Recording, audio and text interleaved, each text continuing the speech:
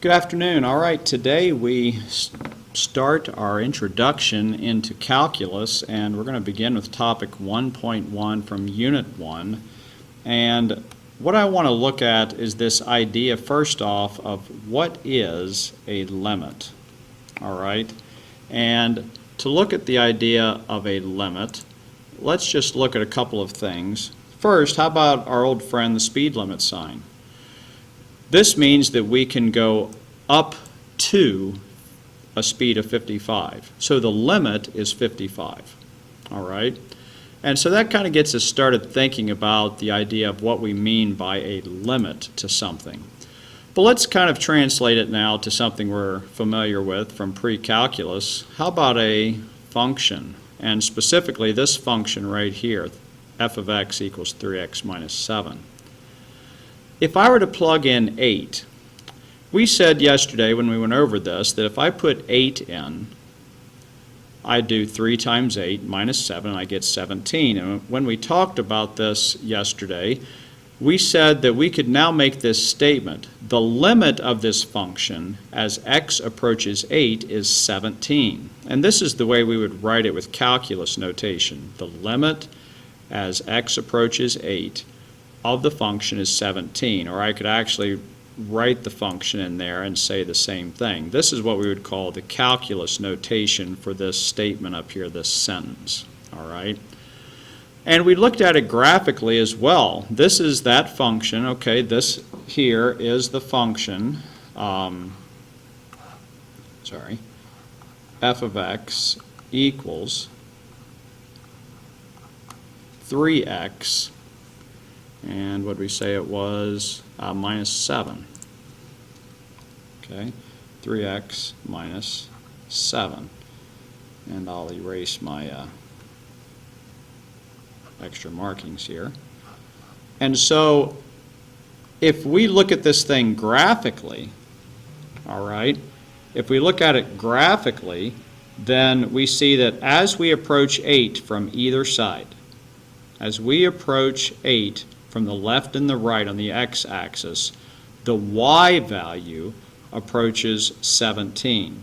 And so we said a limit, the limit is a function value or a y value. All right, and in this case, the limit was 17 at that specific value. Now, the limit can change depending upon which x value we look at.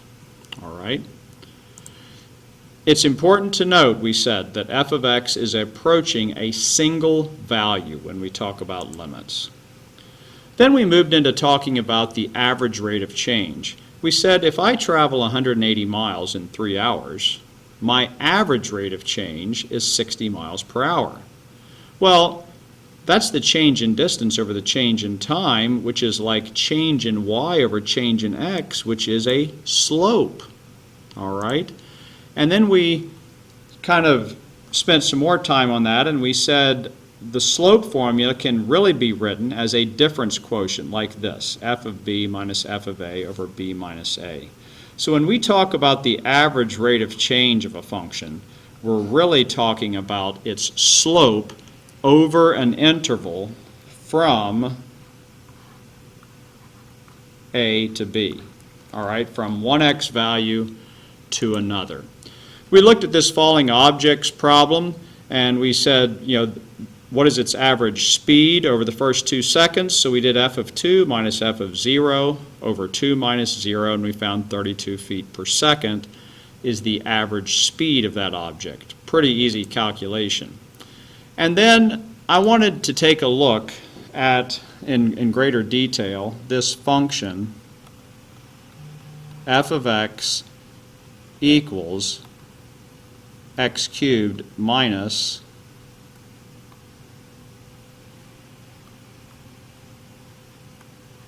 x squared. And we said we were going to take a look at it graphically. All right, so do my best to draw a graph here. And the graph of it, okay, this thing has zeros at 0 and 1. How do I know that? I take out an x squared, and I'm left with x minus 1. And if I set that equal to 0, I get that the zeros happen when x squared equals 0 and x minus 1 equals 0. So there's a 0 at 1 and a 0 at 0. And what happens here is this cubic comes up like this. It doesn't go above like that. It comes up and it touches at 0 and then goes back up through 1 like that. All right? And so what I want to look at is this idea of a secant line. A secant line is a line drawn through 2 points of a function. Like, let's say that I were to go through this point, 0, right here, and then I were to come over to the x value of -1, and of course that point's going to be down here someplace, and then draw a line through those 2 points. All right? And so this secant line has a slope. The slope of it, remember we talked about that f of b minus f of a thing. Well, in this case, it's f of 0 minus f of -1 over 0 minus -1. All right? And so what's f of 0 on this function over here? Well, that's going to be 0. F of -1, well, that's going to be -1 cubed minus -1 squared. So that's going to be -1 minus 1, which is -2. So this will be 0 minus a -2, all over 0 plus 1, which is 1. So the slope of that line is 2. All right? And we would call that the average rate of change, okay, over that interval. But we could call it something else. We could call it an estimate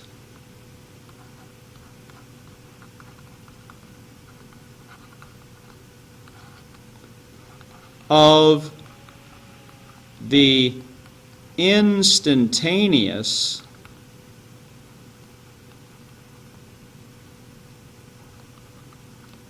rate of change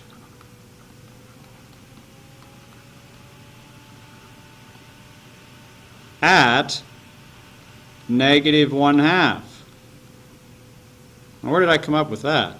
Well, -1/2 is exactly halfway between -1 and 0. And we don't know yet, we have not learned enough calculus yet to know how fast this thing is changing right at this instant. That would be a tangent line, okay? And I can't draw a very good tangent line right here. But a tangent line is only touching it at one point, all right?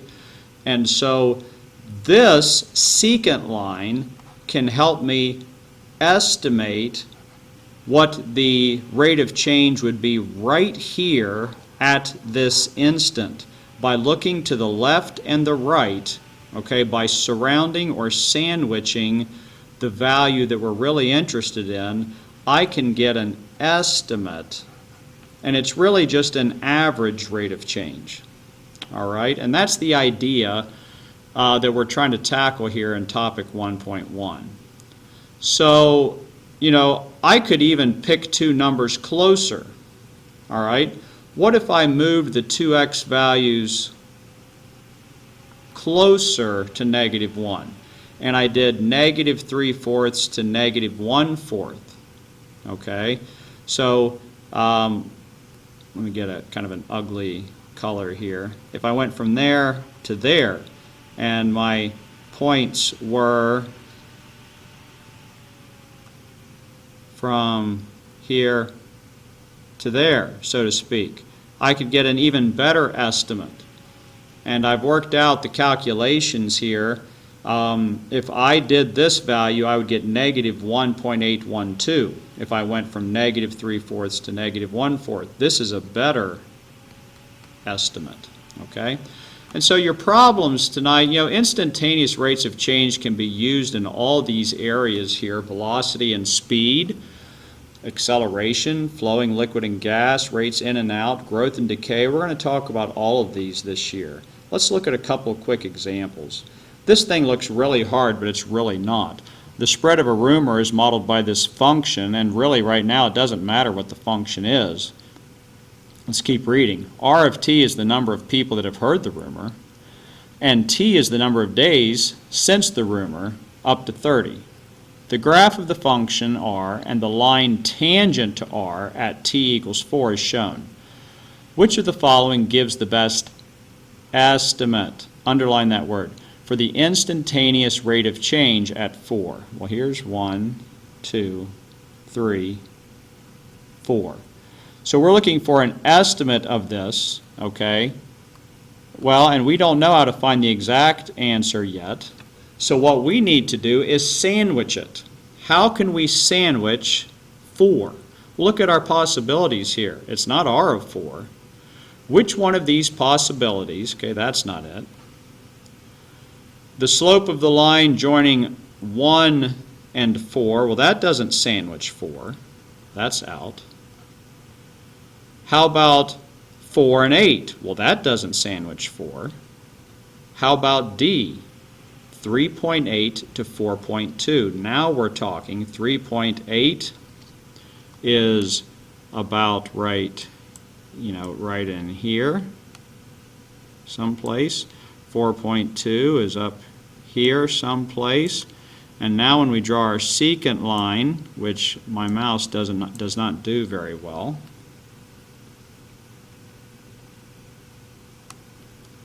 now we have an estimate. The answer is D. Let's look at another one. A ball is rolling down a straight path and its position is modeled by the function again. The B is feet from the starting point, T is seconds since the ball started rolling. Which of the following would find the best estimate of the velocity of the ball at time T equals 12.5? So again, we're doing an estimate.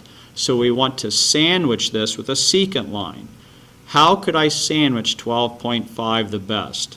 Well, I think if you look at these answers, the only one that sandwiches 12.5 is this one. 13 on one side, 12 on the other. Let's look at one more. A bicycle is being ridden down a straight path and its position is modeled by the function b of t, where b is feet from the starting point and t is minutes since the bicycle started traveling. The graph of b is shown below. So these distances, all right, are after 1 second it's went this far. After 2 seconds it's went this far. After 3 seconds it looks like it's went a foot, okay, and so on. Well, where is time 7? It's right here. Well, look what's happening here. At time 6, it's went 2 feet. Well, at time 7, it's went 2 feet. And at time 8, it's went 2 feet. Guess what this means? From here to here, it was stopped. It didn't travel any farther. So the velocity of the particle right here at 7 had to be 0. And that gets us started on topic 1.1, and we will stop there.